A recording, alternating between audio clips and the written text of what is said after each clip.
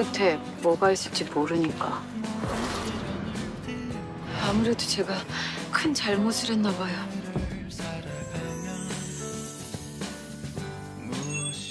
무섭다는 생각 들어요. 기억 끝에 뭐가 있을지 모르니까 아무래도 제가 큰 잘못을 했나 봐요. 와, 여러분, 천국보다 아름다운이 이제 딱 반을 달려왔습니다. 총 12부작 중 벌써 6회까지 반이 마무리되었는데 한지민의 정체를 아직도 밝히지 않다니 좀 답답한 면도 없지 않아 있는 것 같습니다. 특히나 제작 발표회에서 김성령 감독이 한지민은 원래 캐스팅에 없던 배우였다. 참여하고 싶다고 해서 캐릭터를 만들었다라고 했는데요.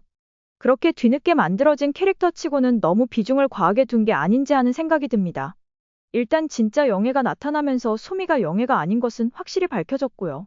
실의 예고에서 저 포함 많은 분들의 추측을 비웃기라도 하듯 낙준의 어머니이자 해숙의 시어머니가 등장하면서 소미가 해숙의 시어머니가 아니라는 것 또한 밝혀졌습니다.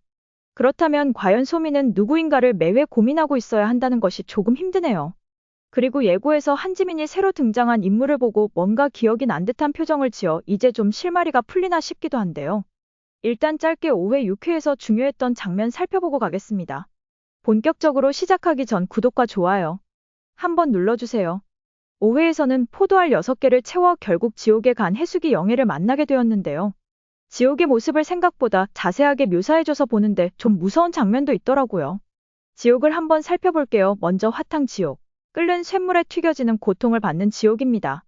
도둑질한 인간 살인자들이 갑니다. 그 다음 발설지옥. 사기를 치거나 거짓말을 하거나 혓바닥으로 죄 지은 사람들이 가는 곳으로 죄의 깊이만큼 혓바닥을 뽑는 지옥입니다. 한빙지옥. 살인, 강도, 성폭행 등 특히나 강력범들이 가는 지옥으로 몸을 2억 년 동안 얼려버립니다. 중압지옥. 불륜 커플들이 주로 가는데 사람을 산 사이에 끼워 넣어 두 산이 합쳐지면 눌려서 죽게 됩니다. 교환지옥.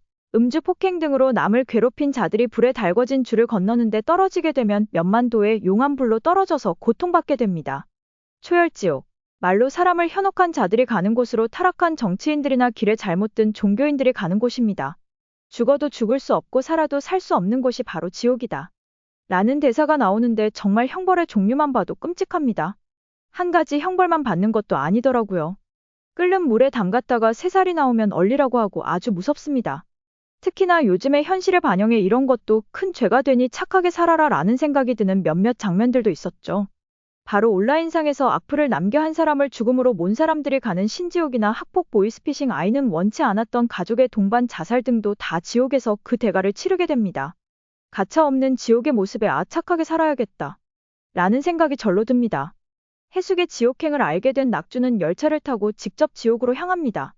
그리고 어떤 것도 감수할 수 있으니 해숙을 찾아 천국으로 가겠다고 합니다.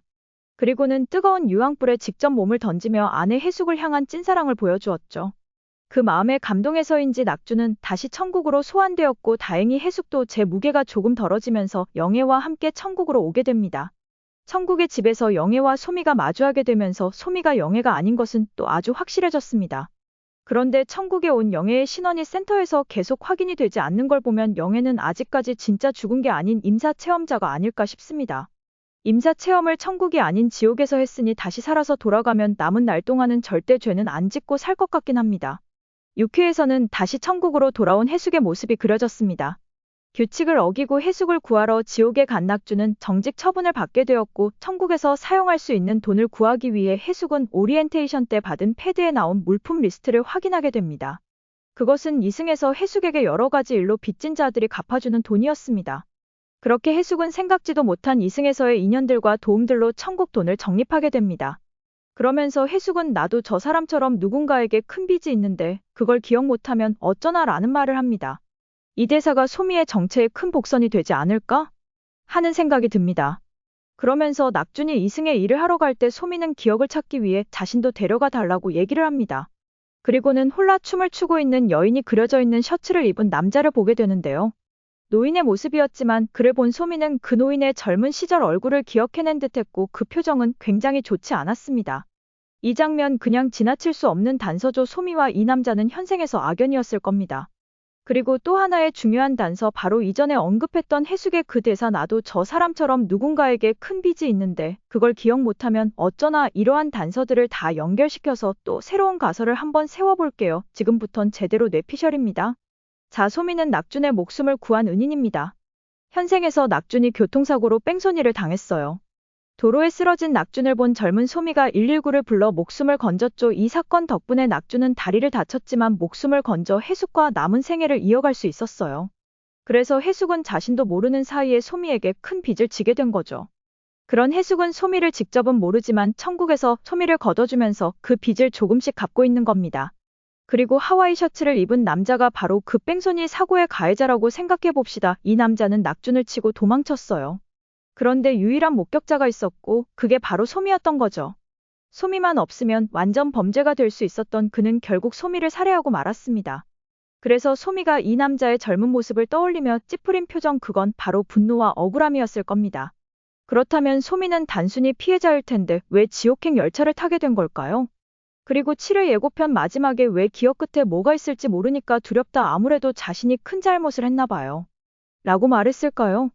참 어렵지만 조금 더 상상의 나래를 펼쳐본다면 어쩌면 낙준이 교통사고를 당했을 때 좀 더 일찍이 119에 신고를 했더라면 또는 좀 더 빨리 조치를 취했더라면 낙준이 하반신 마비까지는 가지 않았을 수도 있었을 겁니다. 그런데 그 뺑소니범의 모습에 공포에 질려 소매도 숨어 있었다거나 더 빨리 대처를 하지 못했고 그로 인해 낙준이 빨리 병원에 가서 치료를 받을 수 있는 골든타임을 놓쳐버린 거죠. 그런 장면이 기억에 어렴풋이 났다면 나를 지옥행 열차에서 구해준 낙준과 천국에서 자신을 거둬준 해숙에게 미안한 마음이 들면서 너무나도 큰 잘못을 했다고 느낄 수도 있을 것 같습니다. 이미 반을 달려온 천국보다 아름다운 이번 주 7에서는 슬슬 소미의 정체에 대한 실마리가 풀어질까요? 지금까지의 내용으로 여러분은 소미의 정체에 대해 좀 갈피를 잡으셨나요? 온갖 추측들이 난무하는 지금 그래도 좀 더 이게 맞지 싶은 추측들이 있으시면 댓글 남겨주세요. 그 내용도 한번 재밌게 다뤄보도록 하겠습니다. 그리고 이 영상이 재밌었다면 좋아요, 구독, 알림 설정 부탁드릴게요. 지금까지 계속해서 보고 싶은 드라마를 소개하는 드라마 온앤언이었습니다. 감사합니다.